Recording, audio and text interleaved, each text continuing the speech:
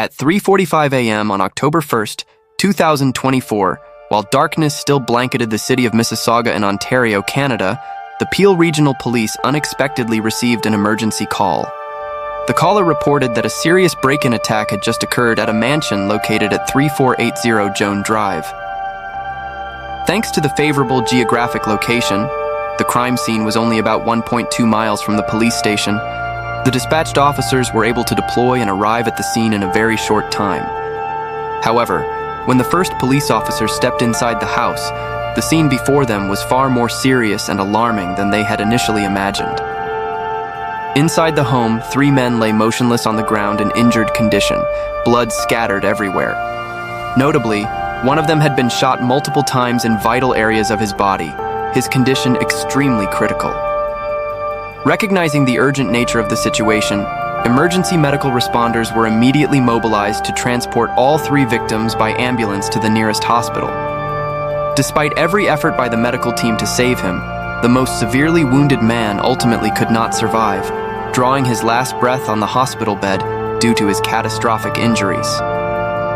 After conducting identity verification procedures according to protocol, police officially confirmed that the victim who died in the attack was Zhao Wei Ruo, a 55-year-old man originally from Fujian Province, China. Many years earlier, he had decided to leave his homeland to immigrate to Canada, hoping to find a new life and better opportunities for development.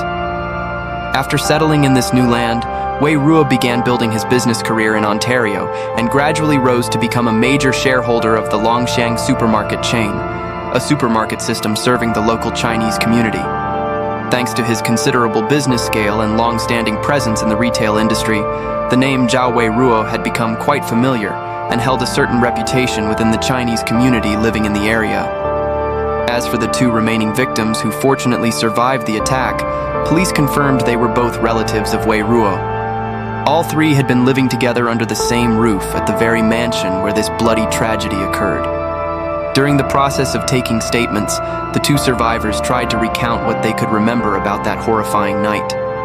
According to their account, at the time of the incident, at least 3 armed suspects suddenly and violently broke through the door into the house. After a brief struggle and confrontation with the people inside, the group did not hesitate to open fire, seriously wounding all 3 victims before quickly fleeing the scene on foot and disappearing into the night. Unfortunately, throughout the entire crime, all the suspects had carefully covered their faces, making it completely impossible for the 2 surviving witnesses to identify any physical features or clues that could help determine the identity of the perpetrators. Immediately after completing first aid and transporting the victims to the hospital, police quickly sealed off the entire area surrounding the mansion to conduct thorough and meticulous crime scene investigation. In their initial preliminary assessments, investigators tended to classify this case as a typical armed robbery, a type of crime not uncommon in residential areas where many affluent families live. However, as they delved deeper into the evidence collection and scene analysis process, police began to notice several unusual details that didn't fit the initial theory. Although the windows and doors all bore clear signs of being pried open and forcibly entered, strangely, all the valuable property inside the house remained intact in its original positions, with not a single item taken or disturbed. This notable detail forced investigators to pause, reconsider, and completely reassess the true nature of the incident. From the clues gathered, they arrived at a troubling conclusion. The attack that night was very likely not a random or coincidental property robbery, but rather a carefully calculated act of violence with a clear purpose, aimed directly at the homeowner. In other words, Wei Ruo, the man who died in the attack, was very possibly the actual target that the criminal group had identified before striking.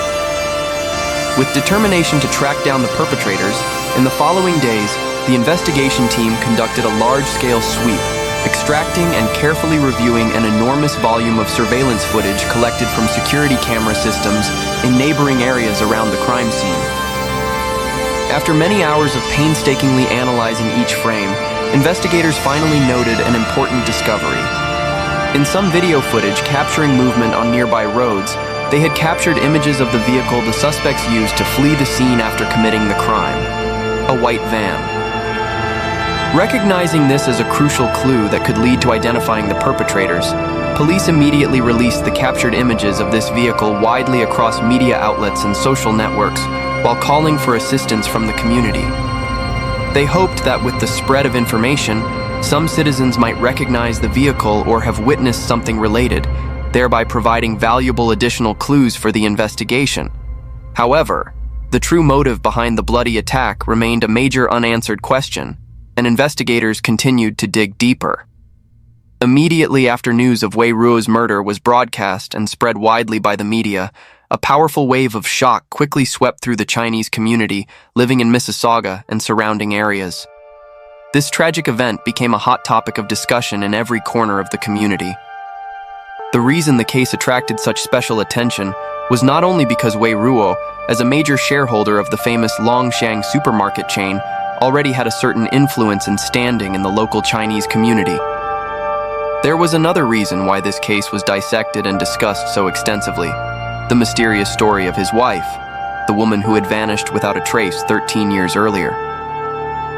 This bizarre disappearance had caused quite a stir at the time, attracting attention from both the media and the public, with countless theories and speculation being proposed. However, as the years passed without any new clues or breakthroughs in the investigation, public interest gradually cooled, and related discussions slowly subsided and faded into obscurity.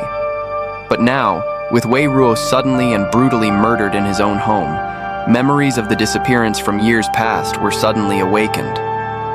Many people began placing the two incidents side by side, attempting to find hidden connections between them, giving rise to all kinds of speculation, theories, and waves of buzzing public opinion. Many community residents believed that having both husband and wife from the same family successively encounter tragic misfortunes over a span of many years was truly difficult to consider random or mere coincidence. This made people wonder and question whether behind these tragedies there might still be deep-seated conflicts that had never been brought to light, or perhaps dark secrets that to this day no one knows about. Wei Ruo's wife was named Fang Ling, who disappeared at age 40. Like her husband, she also came from Fujian Province, China. Before meeting and marrying Wei Ruo, Fang Ling had already gone through a previous marriage. From that first marriage, she had a son, and at the time she decided to immigrate to Canada, the boy was already 14 years old.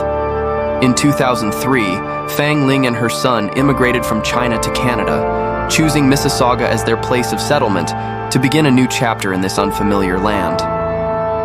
Not long after arriving in the new land and beginning to adapt to life there, Fang Ling had the opportunity to meet Wei Ruo, a fellow countryman also from Fujian, who was at the time running a fairly successful business locally. Perhaps thanks to the closeness of culture, language, and homeland roots, combined with the similar circumstances of those living far from home in a foreign land, the relationship between the two developed quickly. Finally, after a period of getting to know each other and growing close, they decided to officially unite, holding their wedding ceremony and becoming husband and wife in 2005. However, after marriage, due to reasons related to work and business ventures, Wei Ruo and Fang Ling had to accept living apart for an extended period. While Fang Ling and her son from her previous marriage lived in a high-end apartment in the city of Vaughan, Wei Ruo lived alone in Mississauga to facilitate managing and operating his business. This peculiar state of separation, despite both still being legally married in name, continued uninterrupted for 5 full years. As for Fang Ling, she did not pursue any stable job. Instead, she found her passion and also her livelihood at casinos, where she gradually became a quite prominent and well-known blackjack and baccarat player in gambling circles. Her footprint covered casinos large and small, stretching from Ontario all the way to Quebec, and she particularly loved the excitement and tension of placing large bets in VIP rooms reserved for elite customers. With her generous playing style, unafraid to bet big money, and her frequent appearances at high-stakes tables, the name Fang Ling quickly became familiar and famous in casino circles. Those who had the chance to meet or interact with her all shared a common observation that Fang Ling's life was extremely luxurious and elegant, befitting a high-society lady. She almost always appeared in outfits from prestigious fashion brands, adorned with sparkling high-end jewelry, and frequently visited upscale fashion stores and famous boutiques for the wealthy. Many people wondered about the abundant financial source that allowed Fang Ling to maintain such a lavish lifestyle and place such large bets without working. The answer lay in an unfortunate yet paradoxical event from many years before. She had been the victim of a car accident, and after litigation, she had received an enormous compensation settlement. This money became a solid financial foundation, opening up an entirely new life for her. Rather than using that money to invest in safe channels or build a stable business, Fang Ling chose a riskier path. She began actively operating in high-stakes areas of casinos, lending money to gamblers who needed quick cash in amounts of $500 or more, then profiting from the interest. Her private lending operation grew increasingly in scale, the number of borrowing customers becoming ever more numerous, and gradually the income from interest became the primary, almost sole financial source that Fang Ling relied on to maintain her luxurious and extravagant lifestyle. But everything was abruptly interrupted in a puzzling way on a fateful day. That day, Fang Ling drove her car out of the house, but then she disappeared in a strange and mysterious manner. No one knew where she had gone, what had happened to her, or what her fate was. She left no messages, calls, or clues that could help her family and police trace her whereabouts. Time returns to April 21st, 2011. That afternoon, Fang Ling drove her luxurious Porsche away from her apartment as usual. According to plans arranged in advance, she had a dinner appointment with a group of close friends that evening. However, as the clock hands approached the agreed meeting time, the friends waiting at the restaurant began to feel strange when they didn't see Fang Ling's familiar figure appear. They took out their phones to call her, but the other end just rang endlessly with no one picking up. At first, the group of friends wasn't too worried, simply thinking that perhaps Fang Ling had encountered some unexpected matter causing a delay, or was busy with something important and couldn't arrive on time. But as time continued to pass without any response or news from her, the atmosphere among the friends shifted from curiosity to anxiety, then gradually became truly alarming. Finally, after countless attempts to make contact without any results, the group of friends decided to report Fang Ling's suspicious disappearance to the police. Immediately after receiving the report from Fang Ling's worried friends, police promptly placed this suspicious disappearance on the list of cases requiring urgent investigation. Recognizing the importance of the time factor in cases like this, authorities quickly proceeded to widely publish Fang Ling's personal information and detailed identifying physical characteristics to the public through media outlets and police information channels. They hoped that with the spread of information, some citizens in the community might recognize or have seen this woman, thereby providing valuable clues to support the search and investigation efforts. In the early stages of the investigation, a glimmer of hope appeared when a witness proactively contacted police to provide information deemed quite important. According to this person's statement, at around 4:30 p.m. on April 21st, the very day Fang Ling disappeared, they had personally seen her in the area near Langstaff, specifically in the vicinity of the intersection between Vaughan Boulevard and 16th Avenue in the city of Vaughan. The witness described that at that time, Fang Ling was still dressed neatly and tidily, wearing an outfit in black tones. Notably, according to the witness's observation, she showed no unusual expressions or behavior whatsoever. Everything seemed completely normal, like someone in the midst of a routine commute. This testimony became the final confirmed time that Fang Ling was seen by another person. From that moment on, she suddenly vanished mysteriously. Both she and her Porsche left no trace or sign of their whereabouts. 2 days after Fang Ling was last seen, on April 23, 2011, police found her purple Porsche Cayenne. The vehicle was discovered parked in the outdoor parking lot of a shopping center located at the intersection of Highway 7 East and Velour Woods Boulevard. This location was very close to Fang Ling's residence, only about a 5-minute drive from her upscale apartment in Vaughan. When examining the vehicle, police noticed it had been parked neatly and carefully in a parking space, with all doors locked securely from the outside. More notably, the interior of the car was completely empty, with no personal belongings or items left behind, and there were no signs indicating the car had been in a collision or broken into. In the process of investigating further about where the car was found, police learned that this shopping center's parking lot was a familiar pickup point where tourist buses frequently stopped to pick up passengers wanting to visit famous casinos like Niagara Casino or Rama Casino. With this information, a reasonable theory was proposed. Perhaps Fang Ling had parked her car there and then boarded a bus to one of the casinos she regularly frequented. To verify this theory, investigators conducted a thorough sweep, interviewing and taking statements from all bus drivers who operated routes to the casinos during that time period. Simultaneously, they also contacted management at multiple casinos in the area directly to request extraction of all relevant surveillance footage. However, all the evidence showed that on the day Fang Ling disappeared, she had not boarded any bus heading to the casinos, and there were no images recording her presence at any casino whatsoever. After completely ruling out the possibility that Fang Ling had gone to the casinos on her own that day, investigators began considering another theory. Could this woman have voluntarily abandoned her current life, deliberately disappearing to start a new life somewhere else?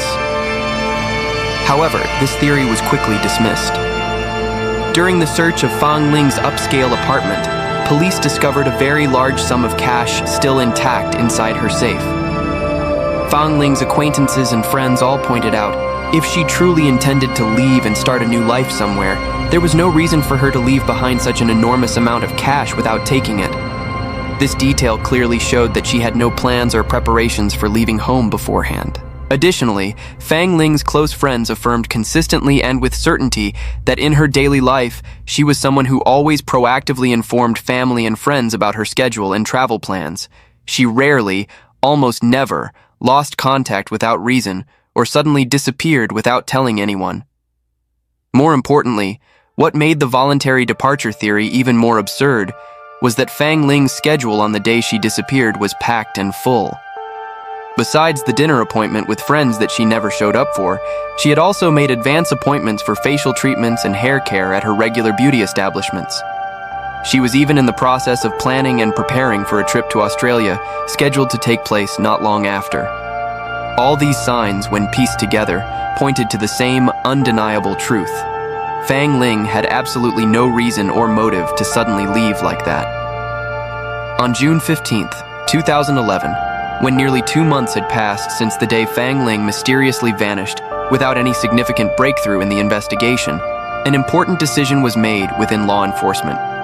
The Homicide Investigation Unit of the York Regional Police officially took over the entire case file of Fang Ling's disappearance from the Peel Regional Police.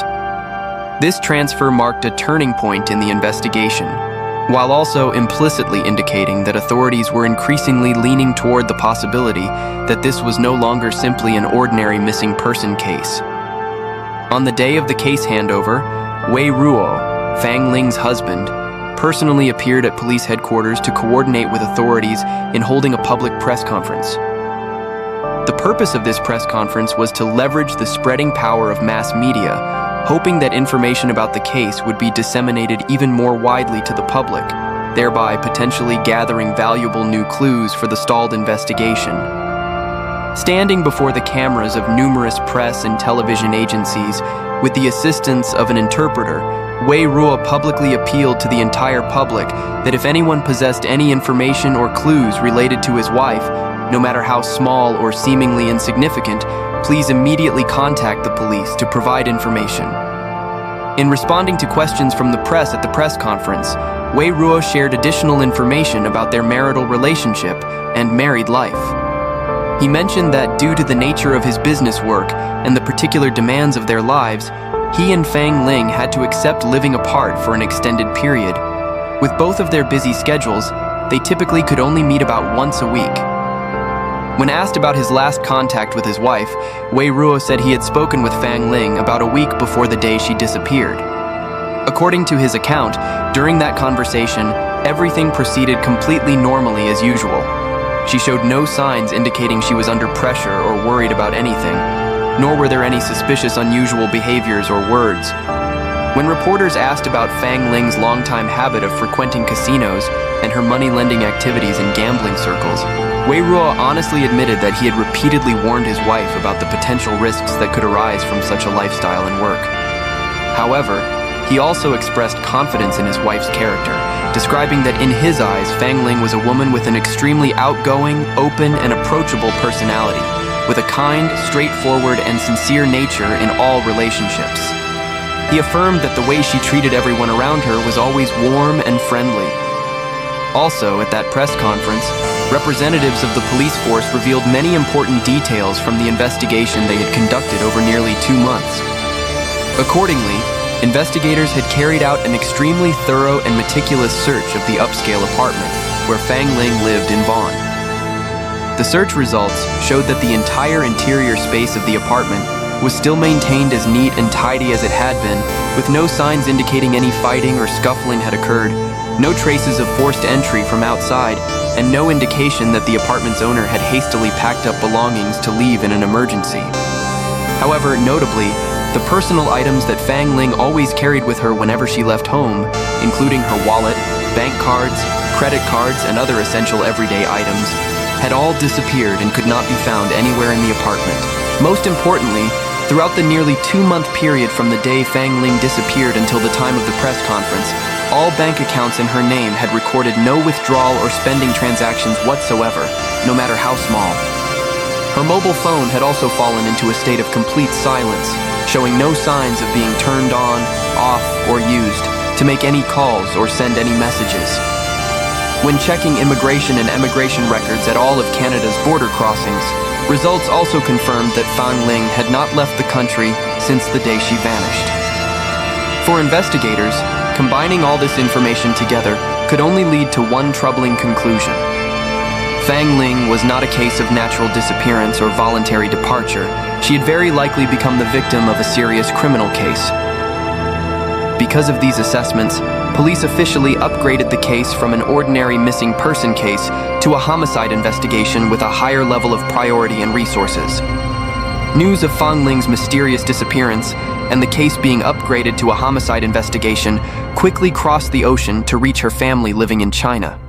Upon hearing the news, the entire family fell into a state of extreme worry and confusion.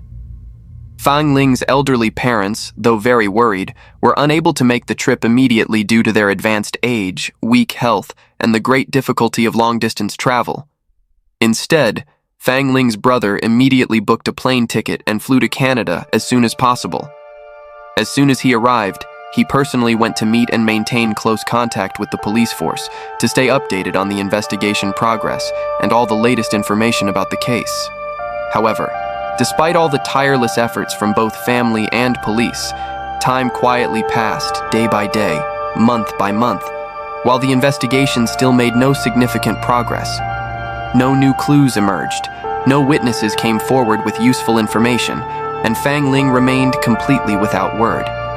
In the following months, police continued their deep investigation, interviewing Fang Ling's friends and acquaintances. Even the gamblers she had lent money to were invited in for questioning. However, all those interviewed showed no connection to her disappearance, nor did anyone mention that she had ever had any clear conflict with anyone. Due to the lack of specific clues, the investigation gradually reached a dead end. Fang Ling's strange disappearance had once attracted widespread attention locally, with the media reporting on it many times. But over time, news became increasingly scarce. Police also announced no breakthrough progress, and the case gradually drifted out of public view. Only a small number of people interested in unsolved cases continued to discuss the possibilities behind Fang Ling's disappearance on blogs and forums. It wasn't until 13 years later, when her husband Wei Ruo met his tragic fate, that the name Fang Ling was once again mentioned. Although the two incidents were separated by a long time span and differed in nature, they still prompted many netizens to begin re-examining what had happened to this couple, discussing animatedly online, trying to connect the two cases, speculating whether there might be hidden circumstances yet to be revealed. On online forums and community blogs, many netizens interested in unsolved cases spent time analyzing and enthusiastically discussing Fang Ling's mysterious disappearance, thereby raising several suspicious points and notable issues that made many people think. First, a detail that puzzled many people related to Wei Ruo's explanation about why the couple lived separately. He had stated that due to work requirements, they had to live apart in two different places for many years. However, when verifying geographic information, people discovered that Wei Ruo's residence in Mississauga was actually only about a 35-minute drive from Fang Ling's apartment in Vaughan. Such a short distance hardly seemed convincing enough to serve as a legitimate reason for a married couple to maintain a state of separation lasting 5 full years. Another suspicious point raised by the online community concerned the fate of Fang Ling's 14-year-old son after she disappeared. According to known information, after the boy's mother vanished, Wei Ruo did not step up to take responsibility for caring for and raising the child. Instead, the son was handed over to another guardian for care. What made many people wonder and question even more was that regarding the boy's subsequent life and situation, there was absolutely no public information or reports released. Combining these unusual situations and details together, some netizens began to develop suspicions and question whether Wei Ruo might have some connection to the mysterious disappearance of his own wife. Besides the suspicions directed at Wei Ruo, other information was revealed online that made the case even more complex. A netizen claiming to be an acquaintance of Fang Ling posted sharing that although outwardly Fang Ling's life appeared extremely luxurious and prosperous with designer outfits, expensive jewelry, and an upper-class lifestyle, in reality, behind that glamorous facade, she was carrying a considerable amount of accumulated debt. If this information is accurate, it could open an entirely new investigative direction regarding the motive and cause leading to the disappearance. Since the person or group who murdered Wei Ruo in the 2024 attack has still not been arrested and brought to justice, combined with the fact that Fang Ling's whereabouts after more than a decade remain a complete unknown without any leads, numerous theories and speculations have emerged in the online community. Some believe that both husband and wife may have inadvertently or deliberately become entangled in conflicts or disputes with organized criminal gangs, and what happened to them was the consequence of that. Others speculate that given Fang Ling's money-lending activities in gambling circles, she may have encountered disaster during an attempt to collect debts from gamblers who were unable or unwilling to pay.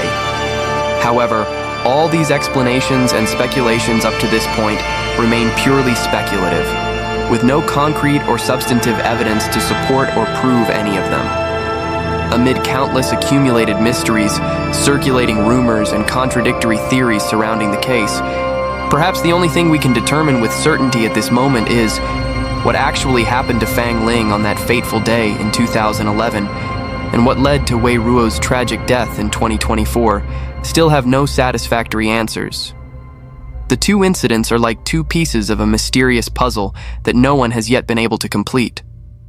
As for what this couple actually went through during all those years, what they became involved in, and who bears responsibility for the tragedies that befell them, all those questions will likely need to wait much longer until more truths and new evidence are brought to light before the final answers can be found. So, what do you think about today's case? Please share in the comments section below. Thank you for watching and see you in the next videos.